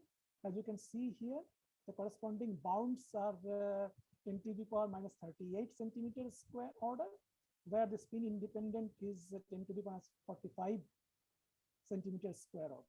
So in this case, even in this case, the direct detection for say around 100 GeV gives better limit than, actually in this case, the LHC searches gives better limit than the direct detection. See, the direct detection can put the constraint up to 10 to the power minus between 10 to the minus 39 to 38 centimeters square, whereas LHC search has excluded cross section up to 10 to the minus 41 centimeters square. So anything above the line are already excluded by this operator, axial vector operator. Okay. So this is the basic idea how you look for the dark matter at the LHC, and then you put the limit in the same plane as your direct detection. So this is the same thing. This is here. Now another mechanism, another idea, which is called simplified model. So this was a effective theory model. Now the simplified model. So you look at the picture here. So this is a mass scale and this is a particle content. Now we are talking about this one, effective theory in the model, where your dark matter is the lightest particle and all standard model particles, heavier ones, are heavier than dark matter particle. And these ones, Z1, Z2, Z3, any other particle belonging to this dark matter sector are much heavier, 10 TeV order. So I can easily integrate out all these particle masses, and because my LHC energy is much less than the heavy particles. Okay, so my effective theory is valid here. Now I see as my LHC energy has increased, I may able to see some of these mediator particles if they are slightly lower than what they used to. Suppose I write a model where my mediator particle is of the order of TeVs, and the dark matter is around below 100 G. Then what we'll see, I can probe this particle, right? I can produce this particle which can decay into pair of dark matter. So I have the control of this mediator particle as well as my dark matter particle. Earlier, my parameter was only one thing, the effective mass scale, lambda, or the mass of this heavy particle. Now I have more parameters. Mass of this particle, which because I can probe it at the LHC, mass of the dark matter particle, and the coupling with which this Z new particle talks to standard model particle and the dark matter particle. So that is what has been mentioned here, the 4 parameters: dark matter mass, mediator mass, and the universal mediator coupling, Z coupling, with the quark, because the quark is the initial state at the hadron collider, right? Proton is made of quarks. So unless quark couple with a Z, I cannot produce it at tree level. And then mediator coupling of Z1 with the dark matter, which I call G chi. So now this is the interaction. Exactly the same formalism, where now I can probe this mediator part. By these quarks annihilates, it mediates a Z prime, then it decays into pair of these dark matters. This is S channel and this is T channel, and this is the corresponding vector and axial vector. So this is Z prime, which carries both a vector and axial vector kind of interaction. I can write down the corresponding interaction. Then once I have the interaction, I can calculate my cross section. And then once I calculate the cross section, then I go and the experiment, I match my theoretically predicted cross section with the observed data and see what is the scenario here. So this is what has been done, studied. So this is a vector-like mediator. This is a scalar. This is the axial vector, and this is a Seeger scale. Okay. And this is dark matter with Z. So here there's slightly different channel. So this is a vector mediator which produces pair of dark matter, and you produce with the Z. And instead of jets, what you see here, 2 charged lepton and pair of dark matter. Here also 2 charged leptons and pair of dark matter. Okay. And then you put a bound on it, and this is the bound you get. So for the vector mediator, bound is around 870 GeV, assuming dark matter mass is less than M mediator by 2, which means dark matter can be pair produced from this heavy mediator particle. So this is for the vector mediator, and this is for the axial vector mediator. The bound is this. Okay. And this is what you can see the bound here. And this shaded region, this region is for this particular region, your relic density is less than 0.12. Okay, which is fine. So as long as it is less than, it is perfectly fine, which means that you need some additional source of dark matter to match the relic density. Okay, and this limit has been set by putting G chi is equal to 1 and G quark is 0.25. So you can correspondingly, if you change the G chi, your limit will change. Okay, so this is for a particular set of coupling, this limit has been put. Now similar thing here, as you can see, this is the same limit. If you translate it in terms of dark matter direct detection cross section, this is what you get. Okay, so this is LHC 13 TeV 1737, the very latest result from the LHC, then the CMS. And this is a CMS vector mediator. This is the bound. What you see here, the red line above this red line is already excluded. And you can see here, xenon 1T, this one excludes anything above this line. Okay, so as in, again, you see for the low dark matter mass, LHC is sensitive than the direct detections. Same thing is here for the spin dependent case. Even in the spin independent case, this whole region up to 100, more than 100 GeV, LHC is sensitive over the direct detection cross sections. Okay. So in this spin dependent case, LHC gives better limit compared to the spin dependent direct detection cross sections. And same thing if you have dark matter which interact with the hadronic channel, since because of the hadronic cross section is always higher than the weak cross section, the bounce is also stronger. In this case, the bound, as you can see here, is almost factor of 2 stronger than what we just saw in this case. Here it was 800 GeV. After 800 GeV, here you can see this bound is close to 2 TeV. Okay. And this is the corresponding dark matter mass and the same set of couple. And remember, this has been obtained at lower luminosity. So this is a picture at the Hadron Collider. Now you can see what is dark matter search is the future lepton collider. So lepton, we already had one lepton collider at CERN, which was a large electron-positron collider. It was a circular collider, and the maximum root test was around 209 GeV. It is now shut down. Now there is a proposal to build another E plus E minus collider. So it's called ILC or CLIC. So linear collider, the electron and positrons are accelerated in opposite direction along a straight line, collide head on at the center. So this is ILC, International Linear Collider, and this is CLIC, Future Circular Collider EE version of FCCE, and Circular Electron Positron Collider CEPC. This has been planned to build at Japan, not in Japan, it's in China. Are circular, the electron and positron circulate in opposite directions in a circular orbits and collide at one or multiple points, just like your Large Hadron Collider.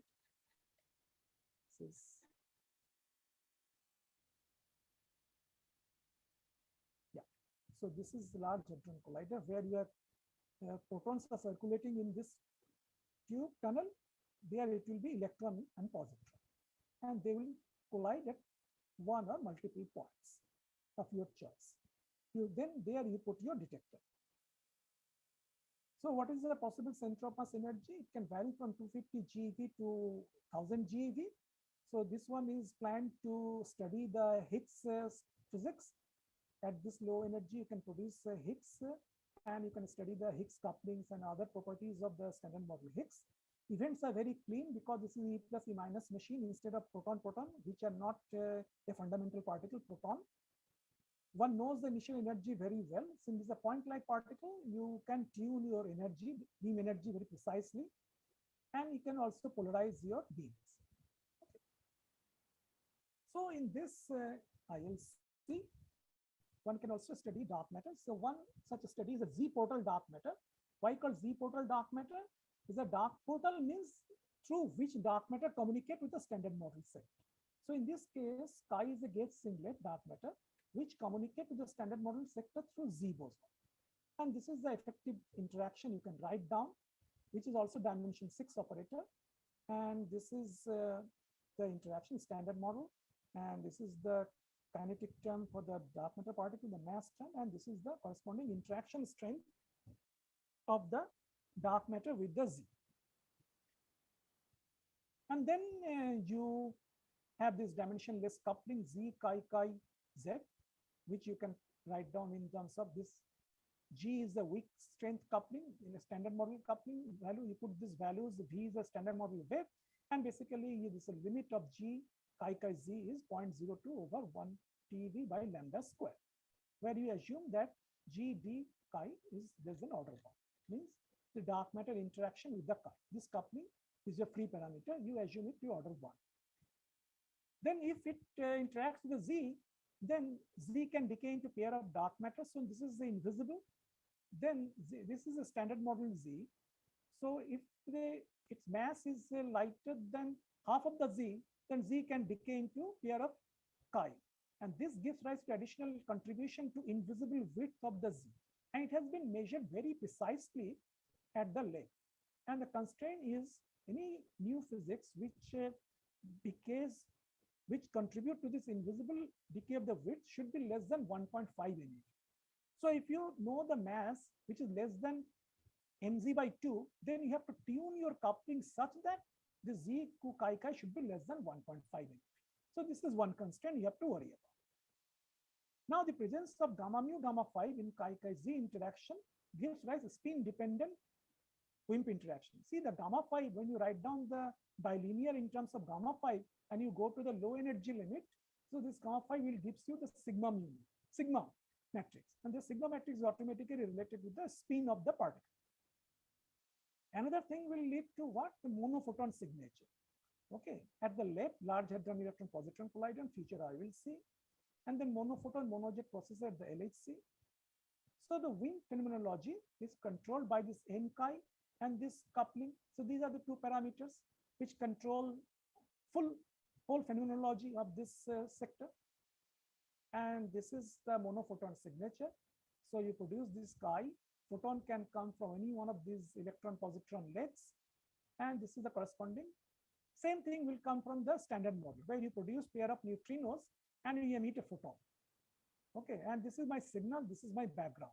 So you have to do something to get rid of this background. Okay. And another thing is that if this photon comes very soft, or if the angle of the photon with the electron is very shallow, then the cross section blows up. That's why you put an angular cut on the photon angle with respect to the electron beam. And this is the limit what you get here. So this is the dark matter mass and the coupling plane, and the lower part is excluded from the relic density. And as you can see here, Z invisible width exclude this part. As you can see here, this is a 45 GeV, so it should be less than 45. So this part is excluded from the Z invisible width from the left. Similarly, at the circular electron-positron collider also, you can look at Z invisible width. So again, you see the mass is same because the cross section is huge, because the energy is large and the luminosity is large. You can probe much smaller coupling, because if your coupling is small, you produce less number of particles, and also if the luminosity is small, you produce less number of Z. Since we produce a lot of Z particles, so you have the control over much smaller coupling. So that's why the left you can probe the coupling up to 10 to the power -1, whereas at the CEPC you can probe coupling all the way down to 10 to the power -2. Now the green shaded region is excluded from the WIMP searches at xenon XT direct detection, and these lines are the monophoton and mono gamma ideal cases for the ILC searches. And this middle part, which is not excluded, which is insensitive, because here you assume that the dark matter has this model cannot explain the total, it is called your relic density. Okay, so this means there's some other sources of dark matter is responsible for the complete relic density. Part of the relic density is explained by this chi, and rest is explained by some other dark matter. Because of this xenon 1T is insensitive in this small window here. Okay, so this is what we have found. Now, after this, we come to the indirect detection of the dark matter. How much time do I have? I think the booking is till 5:30, so there may be some questions also. So if you can, and we have lost a lot of time because of power failure. Yeah. So if you can conclude, then maybe students can ask a couple of questions. By 5:30, you say? Yeah. Okay, fine. Zoom is meeting link is still 5:30. Okay, fine. So basically, the features of the indirect detection of the dark matter. So what is the target? The Milky Way galactic center, dwarf spheroidals, Sun, galaxy clusters, Coma and Virgo. And the final states, dark matter annihilates, you get electron, positron, neutrino, photon, proton, antiprotons. Okay. Charged particles are deflected in the interstellar magnetic field. Now, depending upon the final state signatures produced by the neutrinos in the ice cube detector and energy of the gamma rays observed, one can get hint of the respective sources where the neutrinos and gamma rays are produced. Okay. Now, the features of the indirect detection. So, dark matter number density, as I mentioned, is rho is the dark matter density over m chi. Dark matter annihilation or decay is controlled by this gamma and sigma. So these are the fluxes, it will depend. So if we look at the flux at my detector level, so this is a flux of the dark matter standard model particle coming from the either dark matter decay or the annihilation per energy beam dE and per solid angle d omega, which is given by this sigma v, which is the dark matter annihilation cross section. Okay, d and dE, which is the number of standard model particles produced per given energy beam. Okay, and this is the line of sight of from the detector to the source, and this is rho chi squared, the dark matter density. In the case of annihilation, if it is a decay, then only a rho chi will be there. So what are the detectors? Photons you can observe in the Pamela Hess thermolat, neutrinos in ice cube and super Kamiokande, and antimatters, positron and antiproton flux you can observe in AMS Pamela experiment. So what do you see in the cosmic rays? So the cosmic rays, when they come in from originated from some extragalactic sources, supernova explosions, it can produce primary cosmic rays.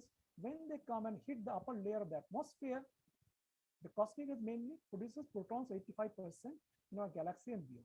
Secondary cosmic rays, as you can see here, the showers of particles which produce some kaons and pions.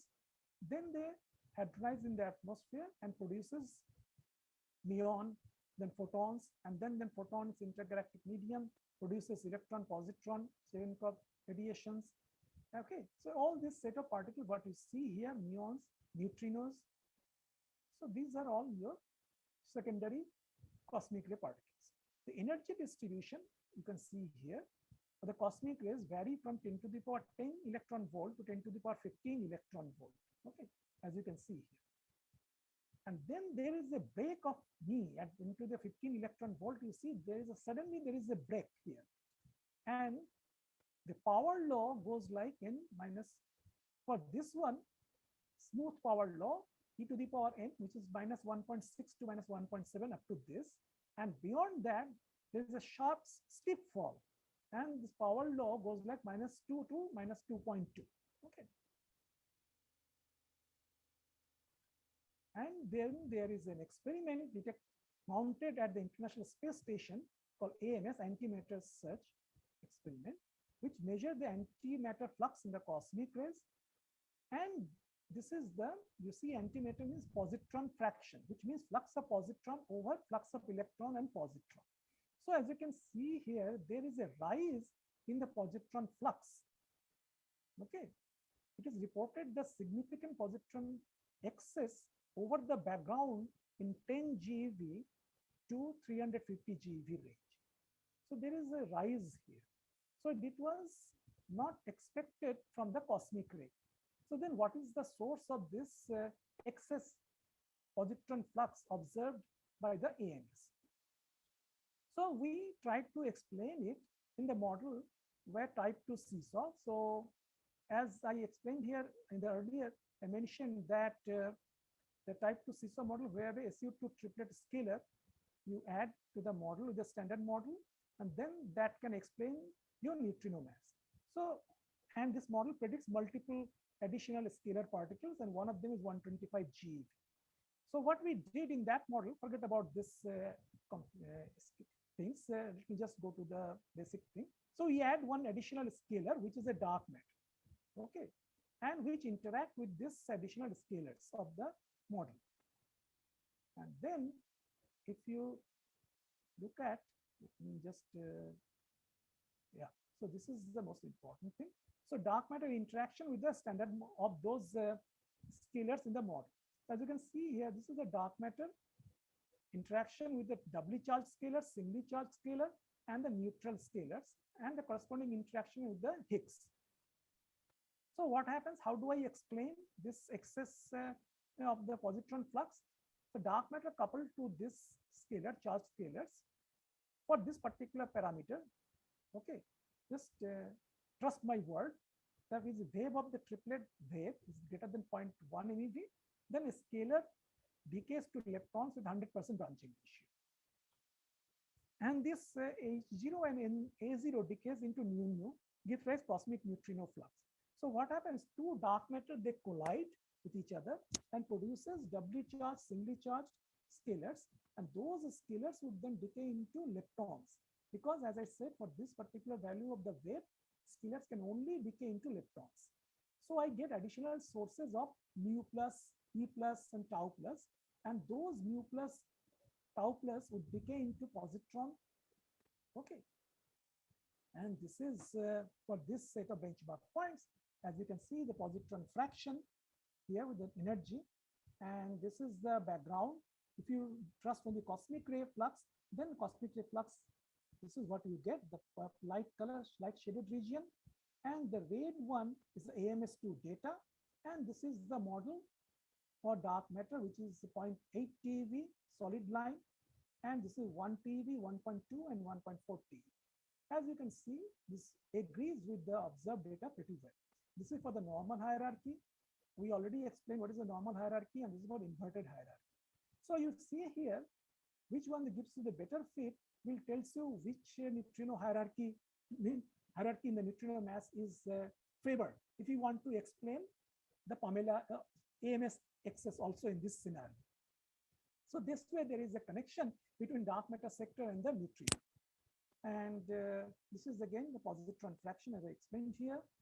So background positron fraction due to secondary cosmic reflux. And as we can see here, positron energy spectrum is harder in the inverted hierarchy. Direct decay of delta.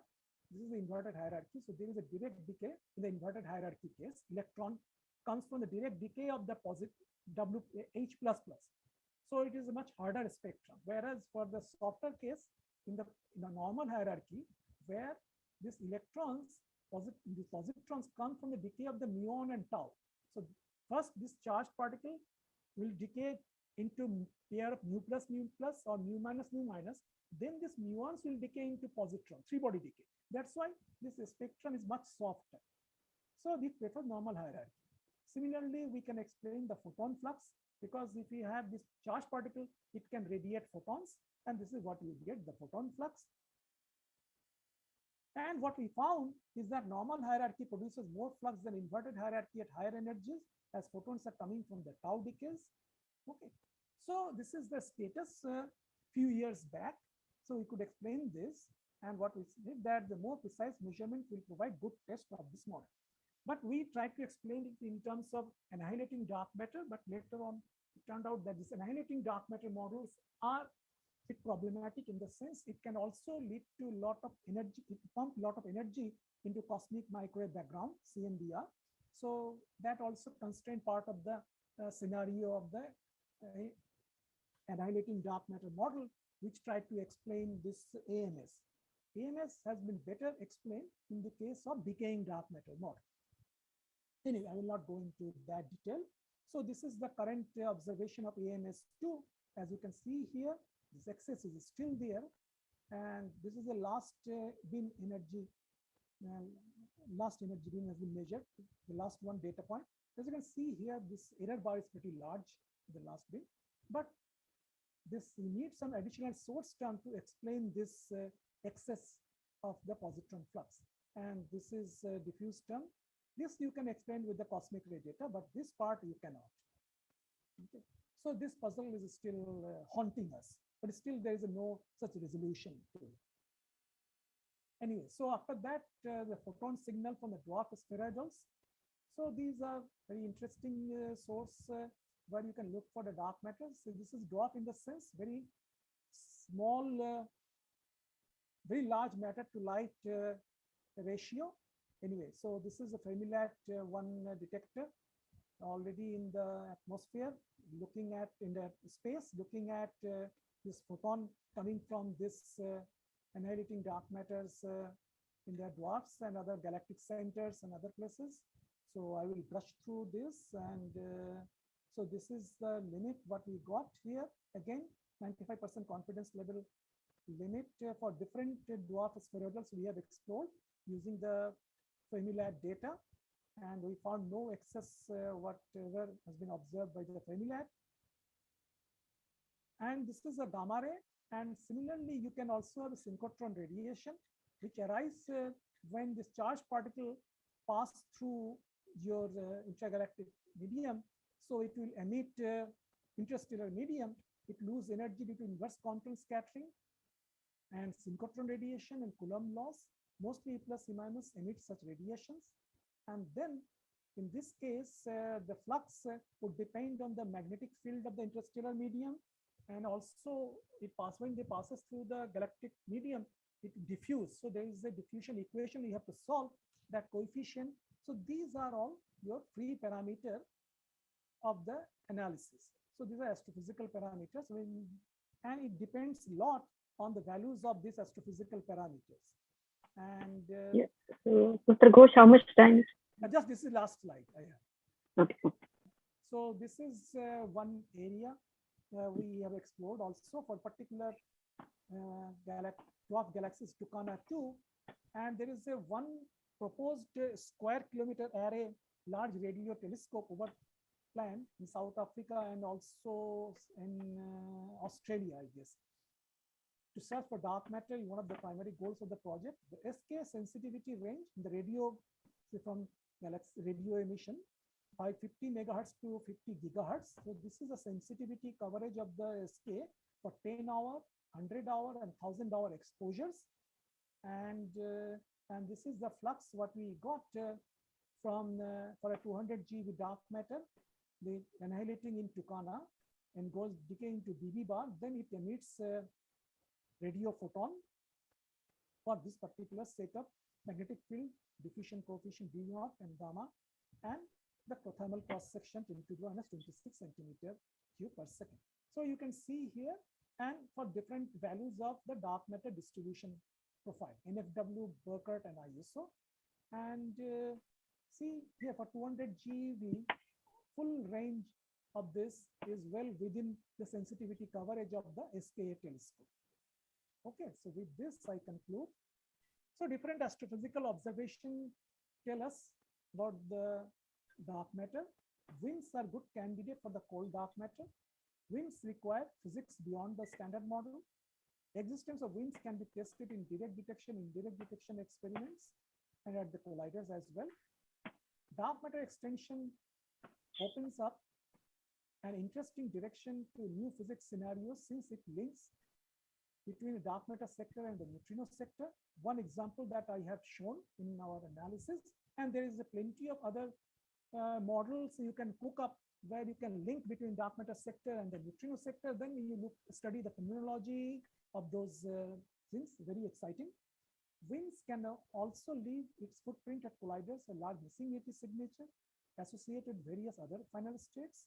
Jets plus missing ET, photon plus missing ET are two most popular search channels for the wind at the LHC. In addition to that, there are multiple channels you can look at.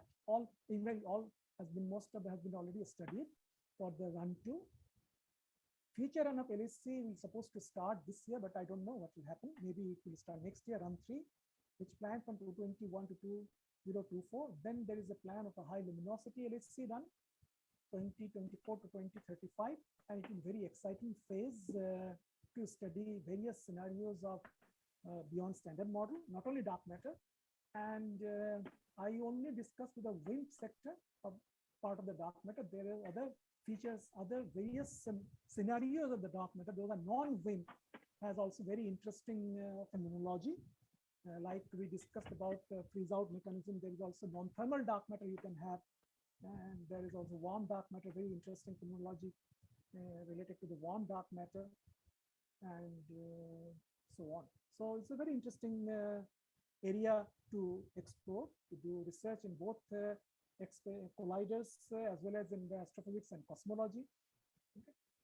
Thank you. Thank you, sir, for such a wonderful talk. Are there any questions in the audience? So, thank you, Professor Ghosh, for a very exhaustive and very comprehensive talk, starting from the very basics to the latest in the dark matter researches. You have covered everything. I just wanted to ask about the astrophysical observations. Do they just indicate the existence of dark matter, or can they also throw some light on the nature of dark matter? No, so far existence, as far as I concerned, wind case. Okay, so still we don't know whether dark matter is a scalar. We don't know whether dark matter is a fermion. Okay, we still don't know the spin of the dark matter. So these are all big questions. See, in the galactic center or in the dwarf spiral, what we see is that electron, positron, and photons, and some dark matter with some mass it annihilates with some standard model heavy particle like dV bar, mu mu, tau tau, and then they emits photons. So whether it is a scalar, and then there's a lot of uncertainties involved in the astrophysical modeling. and astrophysical parameters, as we recently studied in the synchrotron radiation, like magnetic field, then diffusion coefficients, then also model dependence of dark matter flux when you calculate this densities, distribution function, NFW, Beaufort, and ISO. So there are a lot of model dependence do come in the astrophysical signatures of the dark matter. So it's not that easy. Probably one has to develop some new, something path tracking is needed probably. Yes, a lot of new studies are going on. In fact, very low energy dark matter people are trying to study in the condensed matter system. Very low energy dark matter. So there is a lady in the US, Catherine Zurek et al. So they are doing very extensive study, studying very light dark matter in the condensed matter system. See, we don't know the masses also, right? This is a wide spectrum of mass. There's too many parameters, unknown parameters. And also, we don't know whether it is a thermal or is a non-thermal, but we have some indication that the galaxy structure formation tells us about thermal dark matter, non-thermal, warm or hot and cold dark matter. Okay, so it prefers cold dark matter from that point of view. Because a hot dark matter, then it is a very large free streaming length. So what happens? It will wash out all the small scale structure formation. Okay, so it will first build the large cluster, then it will break up into smaller clusters. Whereas for the cold dark matter, which has a very small free streaming length, we first build a small cluster, then it will slowly build up large scale structure. And the N-body simulation prefers this cold dark matter. Okay.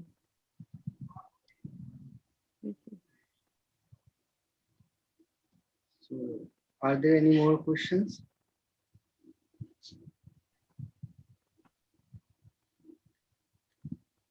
Sorry about this power disruption. It was beyond my control. I just.